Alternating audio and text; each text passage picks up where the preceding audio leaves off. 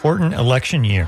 To help inform you about voting, the candidates, and issues on the ballot, the WMNF News team has partnered with 10 other public media organizations around the state to create a 2024 Florida Voter Guide.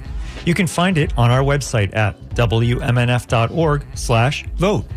It has information about all the candidates for U.S. Senate, U.S. House, Florida Senate, and Florida House. Candidates provide their positions on issues ranging from the cost of insurance to the environment to how they'll vote on the proposed constitutional amendments.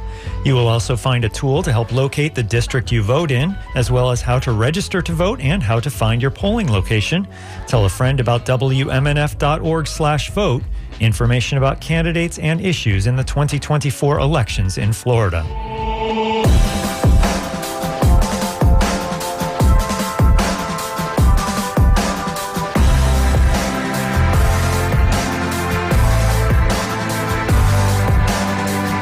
You are tuned to WMNF Radio 88.5 FM, your non-commercial radio station.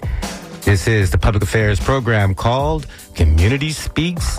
I'm your host, Patro Mabili, and of course, this is my opportunity to speak with you about your world. Today is World Humanitarian Day, and we will take a look at humanitarian crisis in Sudan and the Middle East and anti-human laws right here in Florida. Florida outdoor workers feel like they are collapsing under the heat in the face of state laws against providing water and even shade. I remember Sheena Easton said in a 1982 song, "I wouldn't beg for water, but the fascists of Florida want us to beg for water and shade." And today is primary election eve in Florida. And as you heard, you can also check our website, WMNF.org/voter, to get a voter guide and even put in your address to look up your local elected official or your district and see what's going on, what they have to offer, and even what they feel on the ballot initiatives, which will face us tomorrow. And as I said, we're getting prepared for election here in the state of Florida, and at least, these preliminary ballot initiatives and the pushers of bad laws need to be taken to task this time in Florida. The powers to stop these fallacious arguments supporting backwards policy is in your hands, and especially these laws against women's reproductive and privacy rights. Those are also on the ballot. Yesterday marked the anniversary of a woman's right to vote. The 19th Amendment to the U.S. Constitution was ratified on August 18, 1920, stating that the right to vote cannot be denied based on sex. So it is poetic justice. A black and East Asian descended woman, Madam Vice President Kamala Harris, will make history beginning tonight as the Democratic National Convention gets underway to officially ratify her as the nominee for President of the United States. So despite Libertarian and Republican hand-wringing that there are no differences between the two major parties, I beg to differ. This is truly a choice between going forward or backwards. Pro-democracy or fascism with full-on embrace of racism. So I want to hear from you. Irene is back in the studio today to take your telephone calls. And of course, you can send me your emails as we talk about all of these issues. And I'm especially talking about humanitarian anti-human laws, especially right here in Florida. This law against providing workers with water and shade. Here is, the humidity is back up today, and we've seen serious humidity levels in this state, and in this reality, we have lawmakers who found it necessary to go this far in passing some kind of law. Florida has an estimated 1.8 million outdoor workers, predominantly migrants, who are exposed to increasingly brutal weather conditions in this Republican-controlled state where business interests dominate policymaking, and federal regulations are pretty vague, pretty weak in undergoing a drawn-out review. So advocates in Florida have long campaigned for stronger state regulations to protect workers from unscrupulous employers, and of course, the blazing heat. And last July, on one of the hottest days ever recorded in Florida, some outdoor workers, migrant workers, talked about these days having urged relatives to take extra care to stay hydrated. And, there was a industry pushback, became immense when these workers pushed for greater protections, even for migrant workers out there. They were on the verge of passing legislation to mandate employers to provide 10 minutes of rest every 2 hours, access to clean, cool water and shade when temperatures hit 95 degrees Fahrenheit. And industry pushback was immense. A joint op-ed in the Miami Herald by two powerful business leaders warned that the heat protection rule could lead to an existential crisis for two of the country's largest industries, agricultural and construction. So they pushed back and hoped for a state-level. Trade groups and lobbyists leaned on lawmakers to pass legislation blocking towns and cities from passing local heat safety rules for outdoor workers. The inspiration came from a similar ban in Texas last year, which is under review by the Republican majority state Supreme Court. In the final day of Florida's 2024 legislative session, a lobbyist for the Chamber of Commerce sent an email blasting, urging lawmakers to vote for the legislation, promising or threatening that the vote would count double in the seasonal legislative report cards. That night, a construction industry lobbyist texted, "He cannot die," to House Speaker's chief of staff, referring to the blocking legislation. And that kind of pressure worked.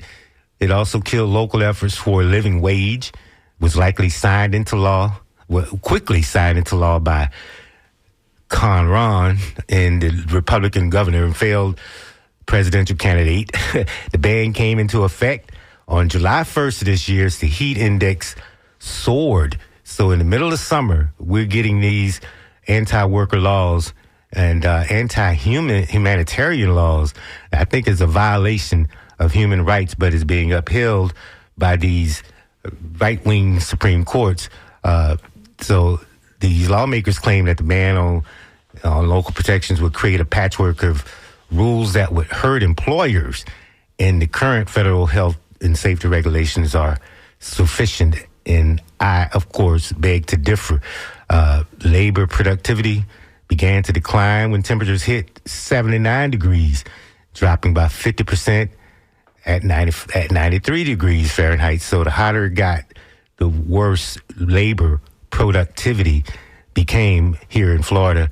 So that hurt businesses, you would think, but that's not how they're thinking. They just want to hurt workers and keep workers from being empowered and forcing companies to do the right thing, and companies forcing Florida to side with them. Florida could lose 107 million workforce hours by 2050, costing the state's economy more than $2 billion annually, according to some other studies. So, this is, hottest temperatures are being recorded in these years, and these types of legislations are still possible in red states. And then, like I said, this being primary eve in Florida, the power is really back in your hands right now. This is your opportunity to send the report card to Florida, to the legislature, to this governor. It's among the most exposed states to dangerous heat, as well as sea level rise and flooding, as we've seen. All of these things work in tandem. The hotter it is, the bigger the storm, and the worse the flooding. But still, the governor recently signed this so-called Don't Say Climate bill, which deletes the mention of climate change from most state laws, slash clean energy standards and regulations for fossil gas stoves and pipelines. I mean, just anything they can do to protect business and hurt workers' rights and voter rights. But it seems like a no-brainer, but yet we're still seeing some people side with business against workers. It's almost as if they think being as inhumane as possible is going to solve the migrant crisis But these fields that workers, especially down in South Florida, are unshaded fields. Indigenous Guatemalans wearing traditional wide-brimmed straw hats, 10 rows of fruit trees and plants in this sticky conditions, this heat. And it's just inhumanitarian to do so. So on this World Humanitarian Day, we think about those laws as well as some of the other amendments on the Constitution here in Florida. And one of those amendments that have reached the Constitution in Florida that has going to be on the ballot is a nationwide right to abortion. 2/3 of Florida women of reproductive age say they would support a nationwide right to abortion, including roughly half of those who identify as Republican. And so this was a survey that was conducted, also found that 60% of Florida women of reproductive age fear they would not be able to get an abortion even if it was medically necessary to preserve their life or health. And 1/3 of women polled say they would not know where they could get an abortion or find the information if they wanted or needed one. And this is a survey by a health policy research news organization. It polled 512 Florida women between the ages of 18 and 49 and through May and June of this year. It's part of a larger nationwide survey of women's health, almost 4,000 women. So, there's a lot that is in your hands today. We're going to overlook what power you have and continue to have the same arguments that we've had election after election, and nothing's changed. You're not better off, or nothing will change. They're going to do what they want to do, and there's no differences. You have a stark difference. It's clear. If you're paying attention, there are stark differences in this election. But I want to hear from you on this World Humanitarian Day, this pre-election, primary election day here in Florida. And, of course, tonight is the beginning of the Democratic Convention. You'll hear the case being made for economic progress in this country. So what say you? And there's plenty of amendments that we're going to be able to talk about. Of course, there's Florida's Amendment 3. Florida's Amendment 3 would make it legal for adults 21 and older to have up to 3 ounces of marijuana and up to 5 grams of cannabis concentrate. It would also enable them to possess, purchase, and use marijuana products and accessories without needing a medical marijuana card, as is the case now. And I thought I heard one Republican lawmaker or some lawmaker here in Florida suggest passing a workaround law. If that passes, if Amendment 3 passes, they want to ban smoking in public of anything, including cigarettes, I do believe, which they hope would undo a yes vote winning Amendment 3 here in the state of Florida. But it will legalize the use and possession of marijuana for recreational purposes for anyone 21 years old and older. And that would sound like more of a decriminalization bill, especially when we have medical marijuana is legal, but it requires a person to obtain a medical marijuana authorization, which is outlined in Chapter 381 in the Florida statute. So, we need to keep abreast of what statutes actually exist, and, of course, keep our ear to the ground in terms of what lawmakers would do to undo the people's will if it passes. 813-239-9663 is the number to call. I know you want to jump in on what you're thinking, what's your plans, and what do you feel about your lawmakers here in the state of Florida, who we will replace, and what's the direction do you think this country is headed in? 813-239-9663 is the number to call. And, of course, World Humanitarian Day, we talk about the Sudan. There's a humanitarian crisis reaching genocidal proportions in the Sudan. We don't really hear much about it as we are focused often on a ceasefire in Gaza, stopping Israel from bombing Gaza and killing so many civilians, women and children especially. But in Sudan, is close to genocidal crisis as 2 portions of the military in Sudan have been fighting.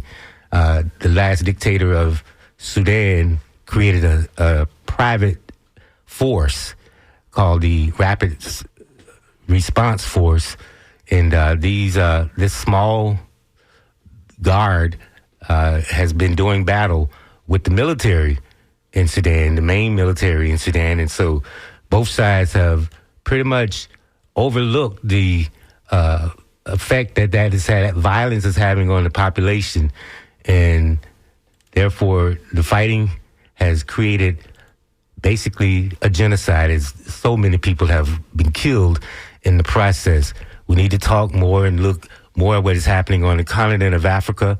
There's a revolutionary feel on the continent of Africa, as it's a very young population. So outside of Sudan and outside of the Sahel region, where there has been military juntas who've taken over and undid the will of the people who voted for their elected officials in Mali and Burkina Faso, and these three nations where military juntas have taken over with the support of Russian mercenaries, the Wagner Group. There's so many young people in Africa who have been rising up as of late because of the economic crisis they feel they're facing. So there's a real revolutionary feel on the continent right now. But with all of these things going on, and given the fact that there's a lot of issues facing humans around the world and in this country, and especially in this state, how do you feel on this voting eve, on this primary eve, and on this day that you'll hear from the Democratic Party tonight, beginning tonight, as we face a historic nomination process for the first black woman to win the nomination? Well, she would be the second woman to win a nomination for the major Democratic Party, or a major party in this country, but will be the first black woman to be given that nomination beginning tonight. That process begins tonight. We're going to see some protest on the street. A lot of young people in this country are concerned about climate and concerned about women's rights, access to abortion, and are concerned about the economic issues, the fact that they feel like they're locked out of home ownership in a lot of places. All of these issues are on the minds of young people, and especially including the crisis, the war in Gaza. So we expect to see some protests tonight. There was some pausing on the part of those who were going to protest the Democratic convention in Chicago tonight, and wondering whether or not it was necessary or worth it, and given the fact that there are ceasefire talks and they're very close to coming to some kind of fruition on that. But we're wondering whether or not there's going to be Hamas buy-in for the ceasefire, and that could pose a problem. And so people are wondering, young people are wondering which way to go. They decided to continue to plan for some protests tonight at the Democratic convention. But given the stark choice on the other side, it'd be interesting to see whether or not there will be real-time response to the ceasefire talks, and whether or not there will be response to Hamas itself. But want to hear from you. With all of these things going on the globe right now and in the world, it is important to understand how you're feeling as we go forward. What's on your mind? Lawmakers are listening to you. If they're not listening, looking at your vote, they're definitely listening to social media. They're listening to the radio. They're watching television to find out where people stand, how people feel about their candidacies and about these amendments that are on the ballot, and just which way forward for this country. The world is watching, because who gets in power in the states, in the U.S. legislature, and in the White House is important to the world. 813-239-9663 is the number to call if you want to join this discussion with me here on Community Speaks. This is your opportunity to chime in, or you can write me, DJ@WMNF.org. So many issues on the table, so much to talk about. And given this historic nature of this election and the fact that we are commemorating women's right to vote, how far do women feel they've come in this process? And so it is important to understand, some women, they feel like they've just not been a priority.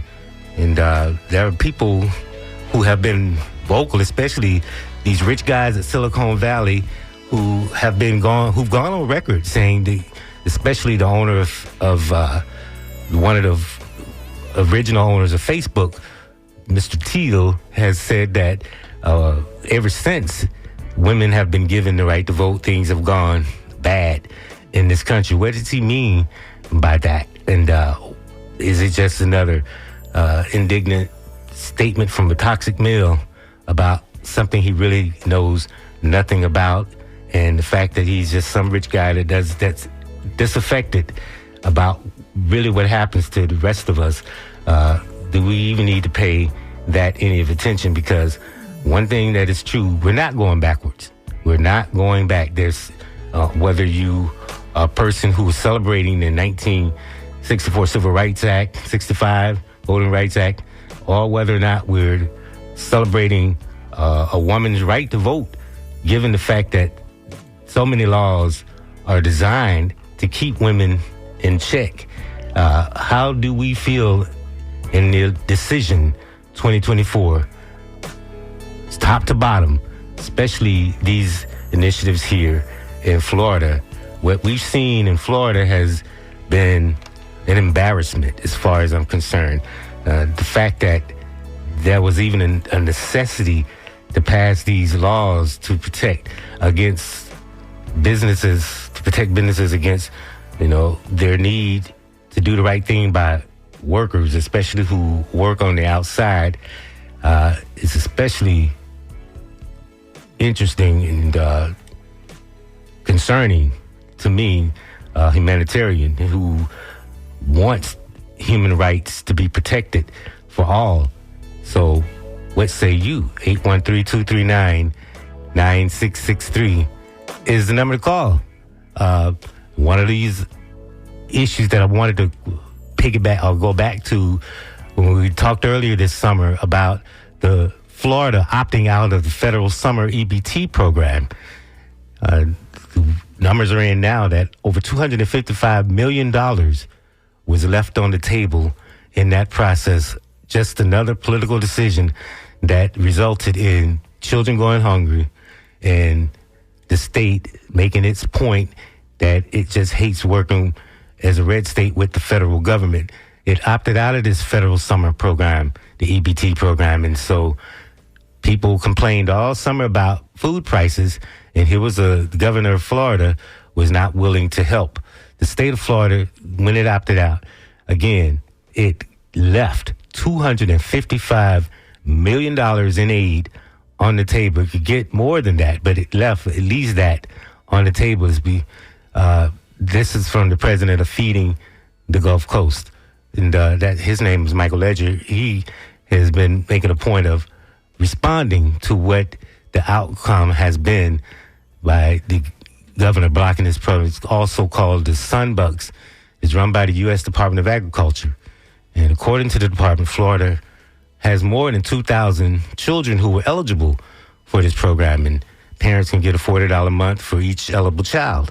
And the president of Feeding the Gulf Coast says that the program would help local food pantries reach children where the pantries cannot reach them. So this was another tool in the toolbox that it would try to make sure that if a child would be able to reach on a certain day, we can't reach on another because of where that child is at. Sometimes they are just not able to eat every day. And so we have to, make certain that everybody eats.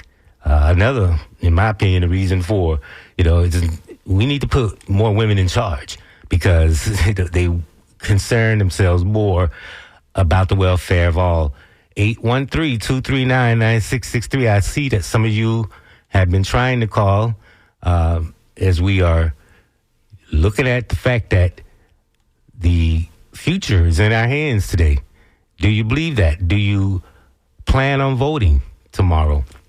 And you plan on keeping abreast of what is happening over the next few days at the Democratic National Convention? It's going to be interesting to see how all of this shakes out, because to me it should be no contest. But something else culturally seems to be going on in this country, and we just have to get to the bottom of it. Let's look at how people have been voting early. There's been a lot of people who have been voting early because of these ballot initiatives. Why not say it would make recreational weed legal?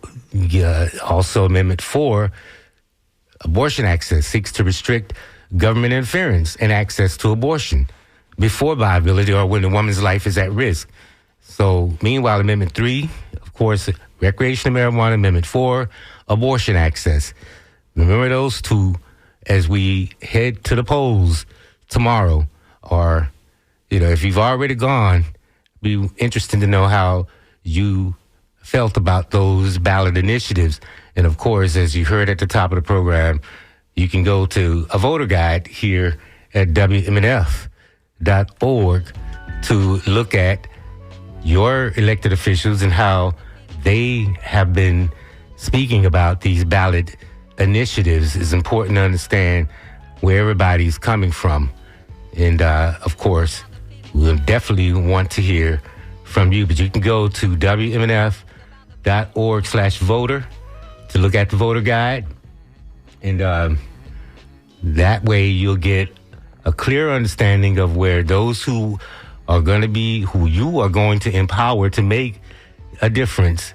You can go in here and read what they are saying directly from their lips. 813-239-9663 is the number to call if you want to join in a discussion on the radio live. Irene stands ready to take your telephone calls, and I stand ready to take your emails. If you want to send an email, 813-239-9663. A lot of you have been writing emails, and there's it's always interesting to see what you're writing, but I want to hear from you directly. And there's some reaction to, I believe this is a reaction to the governor. Let's go back and look at some of the other emails. There's like I said, this notion of workers being mistreated in a real anti-humanitarian way by the force of law in this state. It's going to be on the ballot. Of course, there's some old issues like, can Florida felons vote? And of course, the answer is yes, but it's complicated. So you need to know what you need to know. I would suggest calling into the Supervisor of Elections office and see what your rights are right now. In fact, it was a ballot initiative that gave felons their rights to vote back. But of course, there was an end run by the governor and the legislature to undo it by saying you can't vote until all of your fees are paid up. Your state fees are paid up. So keep abreast of what's happening in the law before you go and vote, because this governor is not beyond sending troops to your house if you voted and you were an ex-con. But there are laws to protect you. 813-239-9663. There's a Smart and Safe Florida proposed this amendment. Nearly $55 million from the state's largest medical marijuana operator, Trulieve, launched it. An amendment to, of course, Amendment 3 is what we're talking about in that case. He's instrumental in getting medical marijuana legalized. He's endorsed the attorney for the Trulieve has endorsed the amendment. If it passes, Florida would become the 25th state to legalize marijuana for recreational use rather than just medical use. So that is in your hands starting tomorrow. In a survey of likely voters from the University of North Florida's Public Opinion Research Lab that was released this week, 64% were in favor of recreational marijuana. But of course, as I said, Ron DeSantis and other GOP leaders, police groups around the state, and the Florida Sheriff's Association oppose it. And DeSantis launched Florida Freedom Fund, a group partly devoted to funding opposition to Amendment 3, and is chaired by the governor's staff, chief of staff. And so they are already working tooth and nail to fight this amendment. And supporters say making it legal will remove some of the power of Central American drug cartels, decrease gang violence, ease the workloads and expense of law enforcement and the justice system, ensure that marijuana users have a safe, regulated product, and bring in potentially hundreds of millions of dollars in tax revenue for the state. And so, but of course, the critics say it would increase criminal activity and traffic accidents, homelessness and hospitalization. And I don't know how to get to all of that, but we'll see. DeSantis has said the measure would be bad for quality of life because the state will start to smell like marijuana in our cities and towns. But less concerned, I think, he is of workers who are working outside falling dead due to this heat and humidity. And to me, that is a larger issue, should be a larger concern, as Florida workers who work outdoors say that it feels like they are actually suffocating when they're working out there. The climate crisis, of course, is making Florida hotter and more humid. The state's tropical southern tip is being hit hardest by dangerous heat waves, and the summer heat index, a measure that incorporates both temperature and humidity. And when you incorporate both, it topped 105 degrees Fahrenheit in Miami-Dade County on 42 separate days, compared with an average of 6 days a year over the previous 14 years. So that's a stark warning about the rise of temperatures in this state and on this globe. Global warming is a real thing. But this is a governor who's so thin-skinned, he doesn't even like to use the term climate change. He doesn't want it written down anywhere on state, in state law, on state regulations. It's just like out of sight, out of mind. And this peninsula state and its weather is heavily influenced by this rapidly warming oceans. And of course, as I said, last year tide is the hottest ever, with July and August 2023 both breaking monthly records. So far this year, Florida has recorded its hottest ever April and May, with dangerous heat waves hitting Miami-Dade area before the official start of summer. So in the face of all that, we can get these kinds of laws. 813-239-9663. I'm getting some information that calls are not allowed to come through today. I don't know what is happening, but one emailer has written that he can attest that the absentee ballot checks and balances is working properly.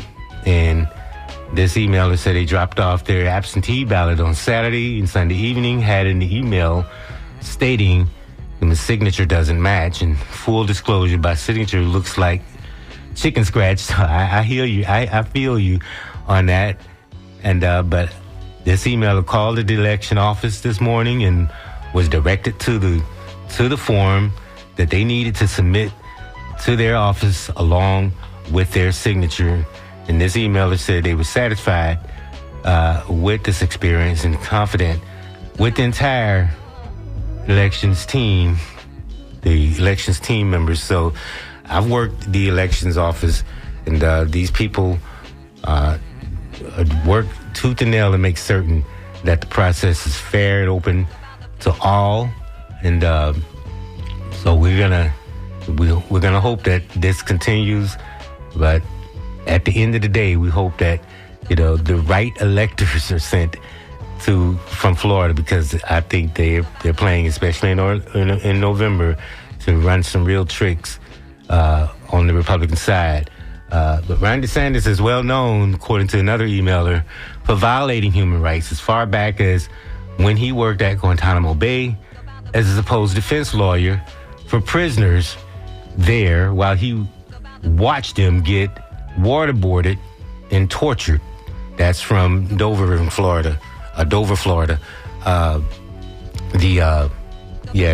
was news that came out, and one of the people who were locked up at Guantanamo Bay who saw Ron DeSantis watching people being tortured, waterboarded, and him supposedly being a lawyer that was there to make certain that human rights were not violated, just stood there and laughed. And Ron's defense was, how could that guy even remember me? Well, he did. And you have shown your true colors by the work that you've done already in the work up, getting up to where you are today. But 813-239-9663 is the number to call. 813-239-9663 is the number to call if you want to join the discussion and speak on the air from Community Speaks. I'm your host, Patrick Mobili, and let's see if I can get at least one call to come through today before I have to get out, make room for Bland Whalen as she gets back to the music. Let's see what Kevin in St. Pete has to say. Go ahead, Kevin. Can you hear us? Yes, sir. I can hear you loud and clear. My question is to you is, Amendment 3 wasn't on this ballot, correct? It should be. No, not on my ballot. Okay.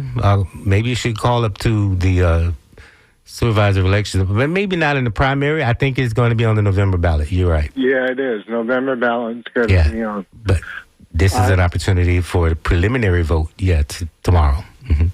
That's correct. Thank you really much, sir. Thank you for calling, helping me clear that up. Thank you very much, Kevin. 813-239-9663. It's important to know that like I said, go to the voter guide at WMNF.org/voter guide to see how the people we're going to be electing on tomorrow feel about the ballot initiatives that we'll be faced with in November. November is the big election. Is the general election, and all of that is spelled out at our voter guide. 813-239-9663 is the number to call.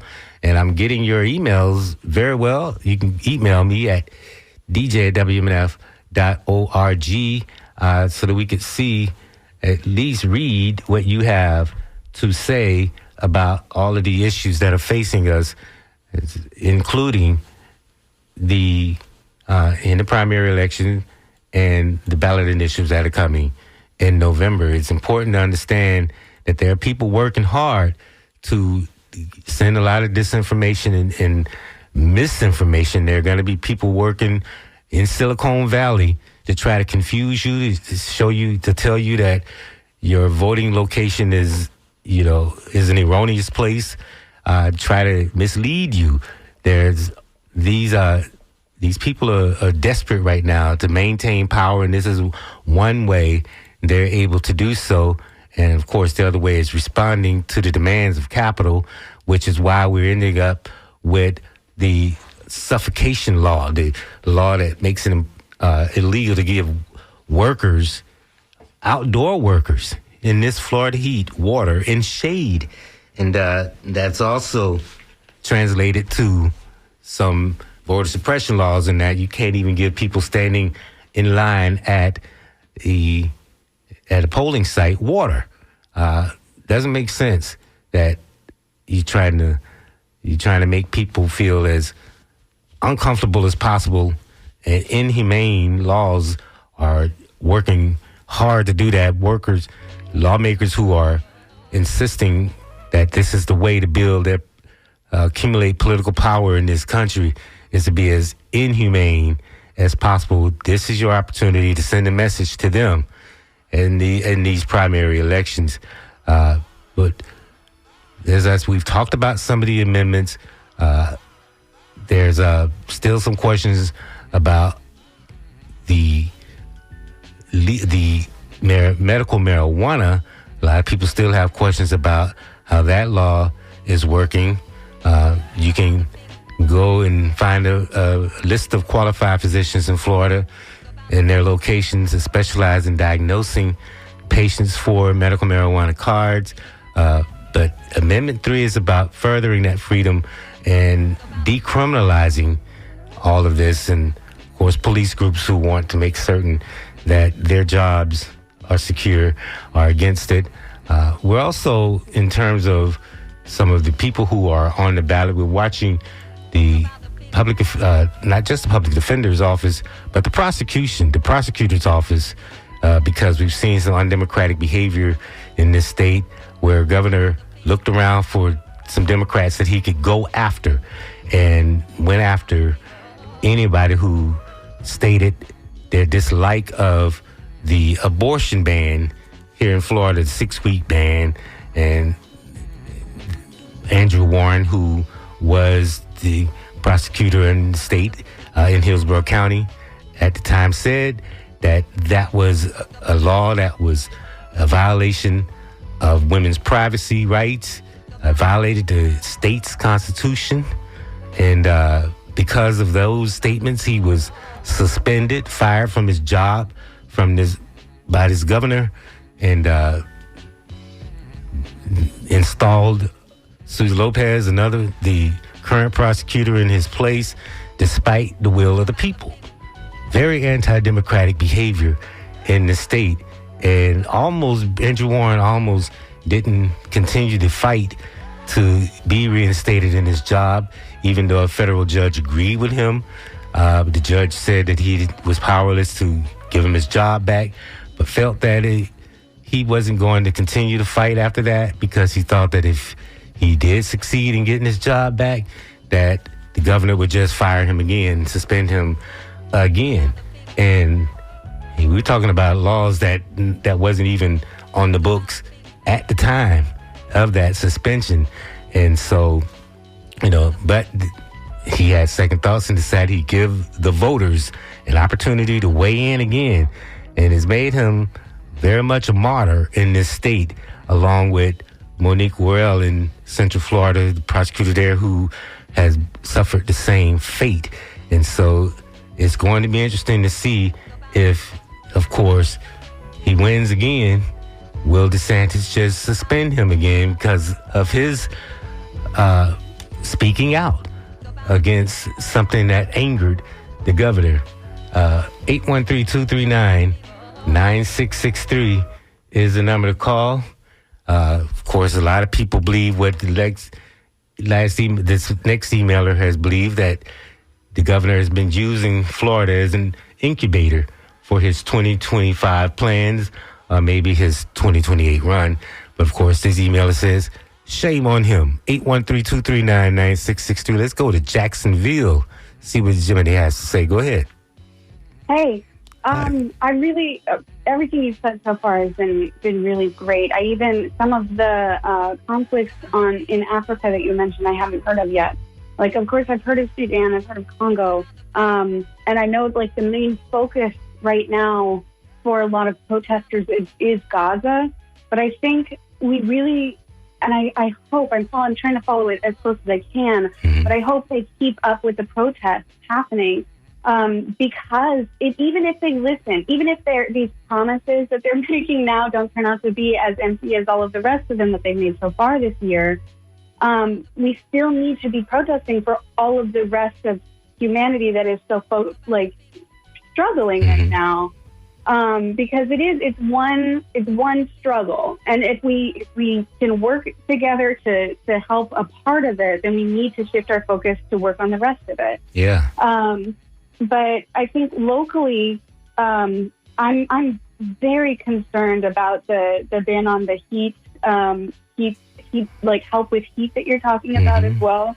Because even in like theme parks, they have to give you water when you ask, right? So it's only for the people that have the money to go to something like that, but not the people that are actually making our towns livable, and not. It's like they want you to be scared to be a citizen where you're living, to scared to be out in the world that you actually occupy. And it's reflected in the recent homelessness ban, the ban on sleeping outside, criminalizing it, even if you don't have anywhere else to go. So it's basically saying, like, you can't be human here. You have to follow our rules or else you're going to be punished. Yeah, and that's the same thing that we're seeing with, like, the book bans. And, like, you can't be human under Ron DeSantis, you know? So I think, it's time. The picture is so big. Yeah. It's overwhelming. Right. Yeah, I think that you're on the right point when you talk about remember our humanity, because I think that's the unifying message there. Yeah. Thank you so much, Mabili. Thank you for calling. Thank you for calling from Jacksonville, 813-239-9663. John Miller writes, a reminder, the school board members will be determined and finalized tomorrow as they are nonpartisan and won't be in the general election. And let's just hope that holds up, because the governor has been working tooth and nail to try to transform school boards once again by making them partisan so he can have some buy-in, some true believers for himself on school boards to continue his culture wars. Cristiano in St. Pete, thank you for calling into the Community Speaks. You say what? Hi, Mobili. Thanks again for your amazing show. I'm on a super quick lunch break at work here, so I'm going to make this quick and just to propose my question, and then I'll get up to air to listen.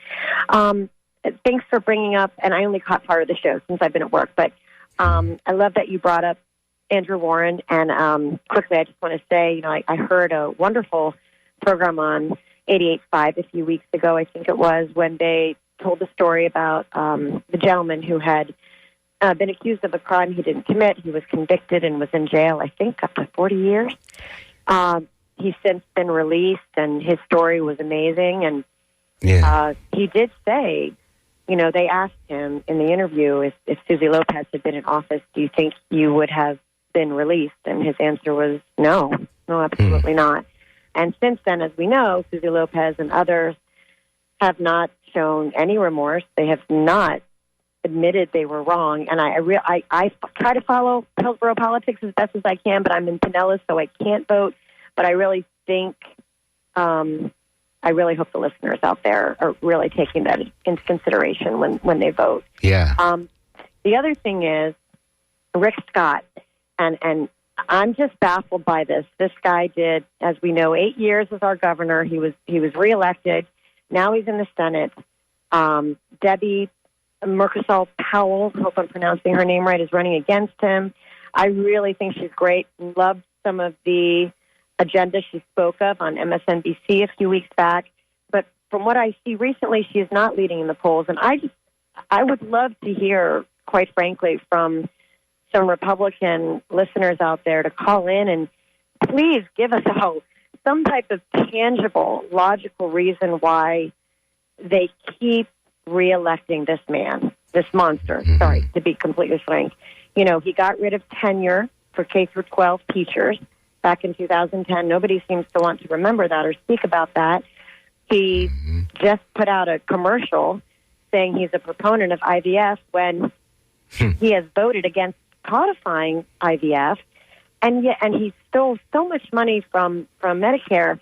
I don't understand why this human being continues to be reelected, and it's crazy. And I'd love to hear from Republicans, why do you keep reelecting him? What policy is it that you find so attractive with this man?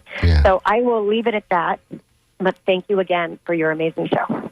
Thank you, Christina. Thank you for calling. And I think you're right. That is a question that begs an answer. Are you on the Republican side just zombie voters where nothing matters? 813-239-9663. Go ahead, Jeff. You're on the air.